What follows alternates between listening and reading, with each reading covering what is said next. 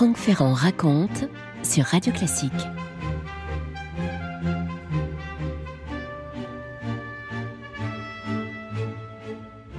Nous sommes à Varsovie au début des années 30.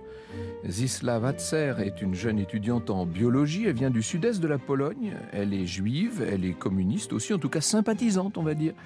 Le gouvernement polonais est de plus en plus nationaliste. C'est ce qu'on appelle les colonels à l'époque, vous savez, gouvernement autoritaire que fuit Zisla. Enfin, elle fuit la misère et l'antisémitisme, écrit-elle, et elle vient en tout cas se réfugier en France.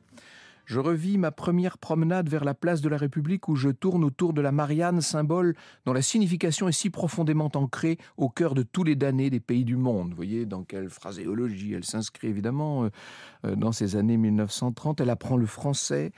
La jeune Zisla, elle travaille comme femme de chambre et comme couturière. Évidemment, elle fait partie de tous les mouvements un peu ouvriers, syndicaux. C'est là qu'elle va rencontrer un juif polonais qui s'appelle Jacob Speiter. Jacob milite lui aussi au comité antifasciste du 20e arrondissement. On est là donc en 1934. On va les voir se marier, ils ont une petite fille, Denise. Nous voulions éperdument croire qu'elle grandira dans un monde libre. Arrive la guerre, évidemment, l'invasion de la Pologne, vous imaginez l'occupation en France. Dès 40, on les voit tous deux intégrer la section juive de l'organisation main-d'œuvre immigrée, vous savez, la MOI, montée par le Parti communiste. Ces quelques étrangers juifs et communistes sont la bête noire du nouveau régime de Vichy qui promulgue ses premières lois raciales et antisémites. Jacob et Zisla vont distribuer des tracts, organiser des manifestations. De fait, ils entrent dans la résistance et prennent des pseudonymes. Elle choisit le prénom d'une amie polonaise, Masza Ravin, et lui devient Jacques. Et le voilà en zone sud pour aller créer un nouveau réseau en lien avec celui du Nord. Et Masza Ravin, elle, reste pendant ce temps-là à Paris.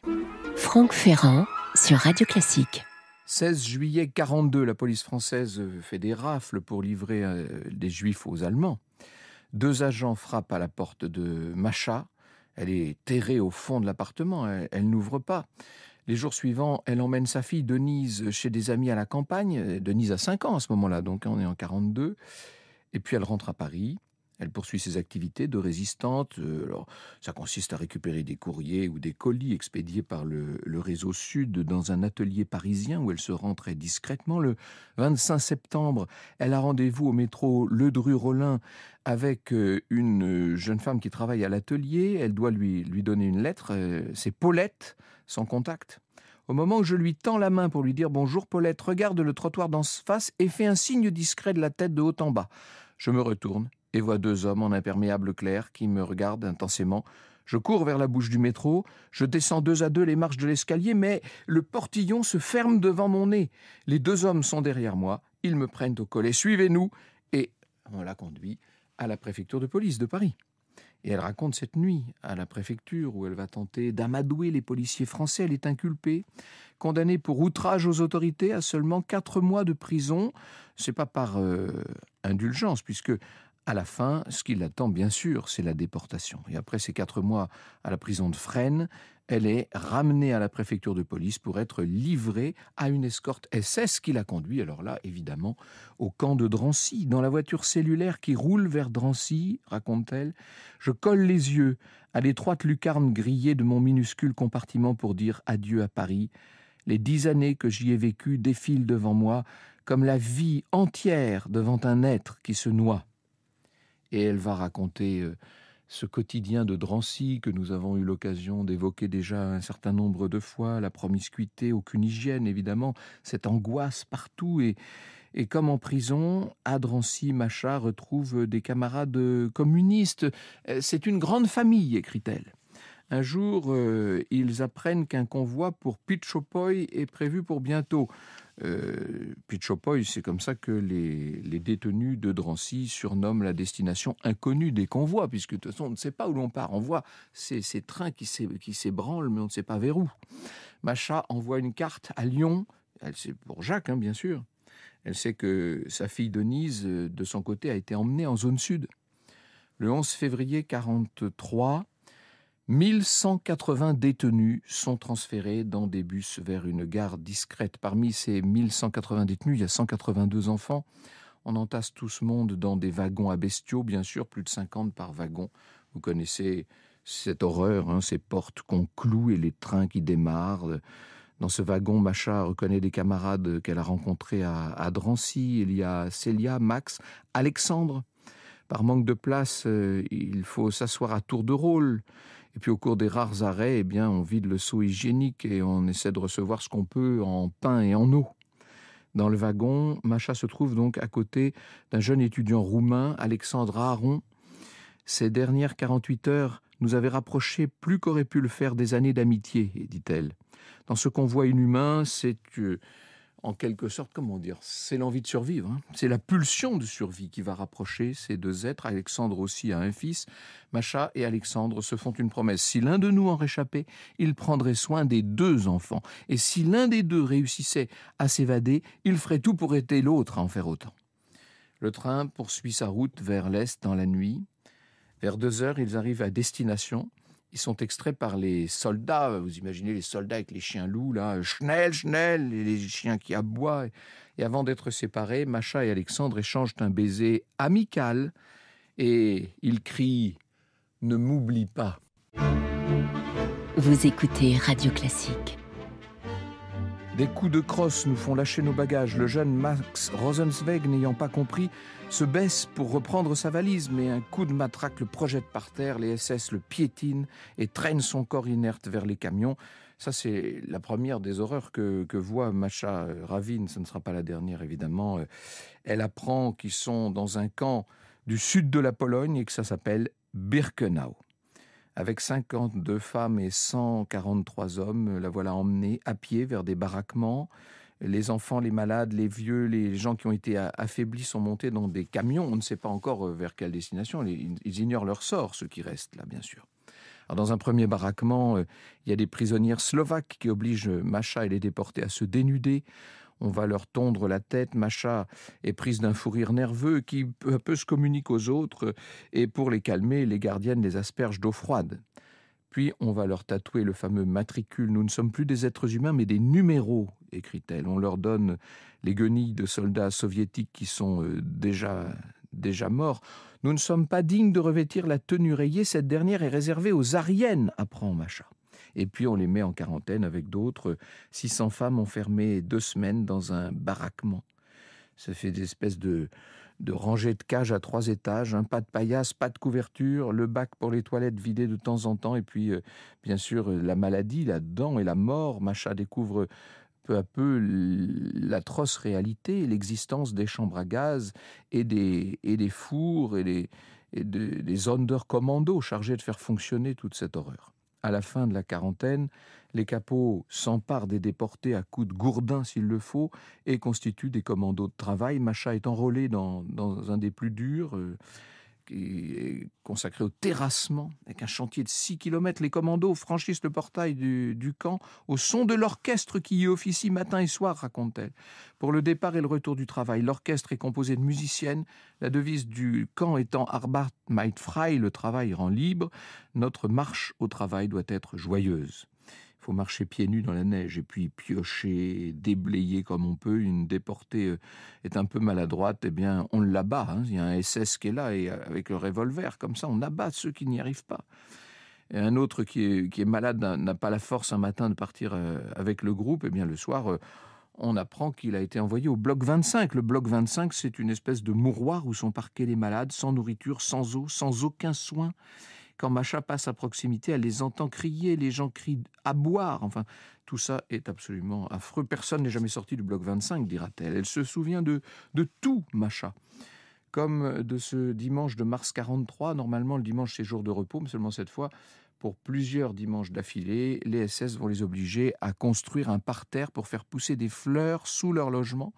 Une femme s'écroule en portant un sac de sable et les SS, à ce moment-là, lâchent les chiens sur cette pauvre malheureuse qui va être déchiquetée sous les yeux des autres.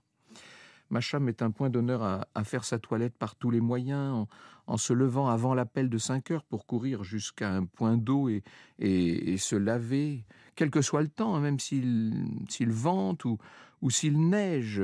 Il y a une véritable solidarité entre ces déportés d'origine communiste.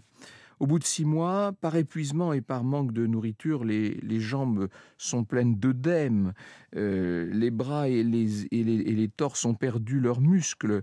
Elle n'arrive même plus à soulever son bras. J'avais consumé mes forces, j'étais à la limite de la résistance.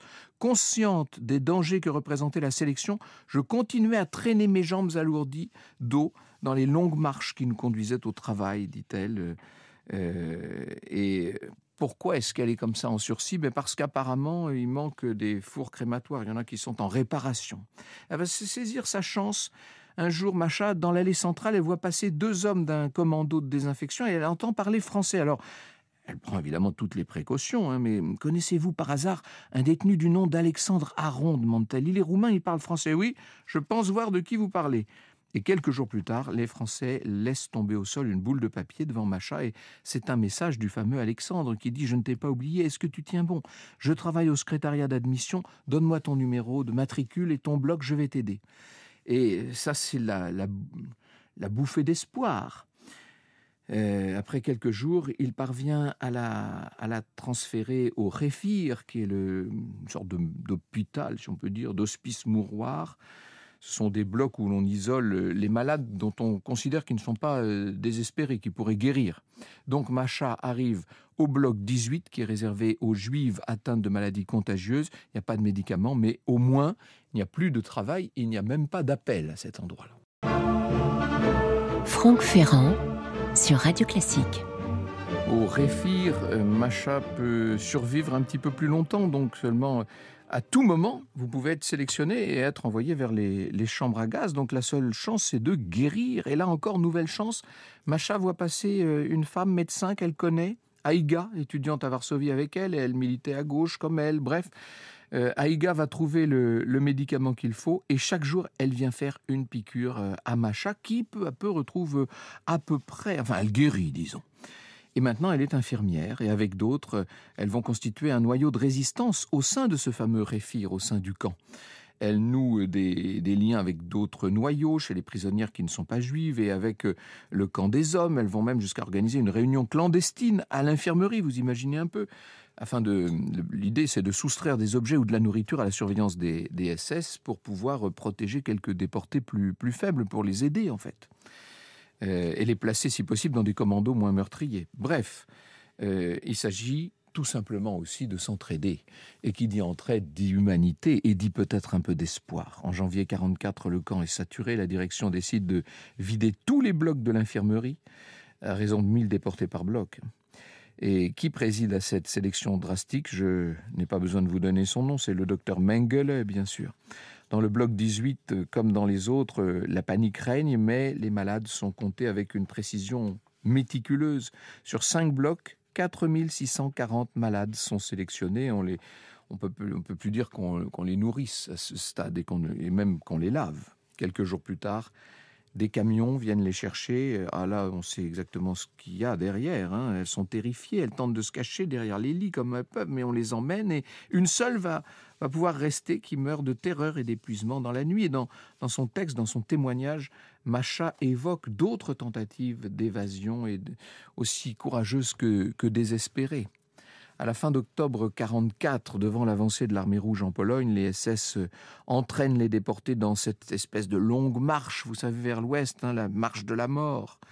Macha parvient à rester sur place avec 3000 malades qui ont été abandonnés. Et une fois partis les SS, des monceaux de cadavres s'accumulent. Il n'y a plus de lumière, il n'y a plus de cuisine, de lumière électrique, je veux dire. Bientôt, il n'y a plus d'eau. Avec cette attente interminable, note notre grand témoin. Un groupe de pionniers part avertir la population environnante pour demander du secours sans résultat. Enfin, le 27 janvier 1945, et vous comprenez pourquoi, évidemment, le 27 janvier a été retenu pour cette journée internationale du souvenir, Adolf Schilling, donc un infirmier ce jour-là, a couru pour nous annoncer qu'il avait vu des soldats russes à la porte du camp, dit-elle. Nous nous précipitâmes dehors, 2 soldats barbus et boueux se tenaient devant nous, nous nous jetâmes à leur cou et nos larmes jaillirent. Franck Ferrand sur Radio Classique. Masha va rester encore 3 mois dans le camp libéré. Elle aide à soigner les malades et le 28 avril, elle part avec un convoi de déportés français pour Odessa, d'où on embarque pour Marseille. Le 11 mai 1945, nous eûmes la joie inoubliable de poser le pied sur la terre française, dit-elle. De son convoi de Drancy, elle est la seule femme à avoir survécu. Elle retrouvera sa fille Denise et son mari Jacques. Ils auront un 2e enfant, Michel. Elle revoit Alexandre 1 ou 2 fois. Il rentrera en Roumanie, occupé des fonctions politiques. Masha Ravin écrit ses souvenirs dès son retour de Birkenau pour constituer ce témoignage. Elle en publiera 2 extraits dans Le Monde, ce sera en 1964 et 65, et en 1985, à 76 ans, peu après la mort de Jacques, elle mettra fin à ses jours. Elle avait indiqué vouloir être maîtresse de sa mort, dit cet historien Dimitri Manessi, qui a ressorti ce témoignage et qui l'a mis en valeur. Ses enfants, ses petits-enfants ont conservé son récit et donc permis sa publication. C'est ce témoignage paru aux éditions du Rocher que Pierre Anquetin a épluché pour nous permettre de revivre à ses côtés ce qu'a vécu, quand je dis de revivre, d'évoquer ce qu'a pu vivre Masha Ravin. Le titre du livre, c'est « Tout voir et ne rien oublier ». Vous écoutez Radio Classique.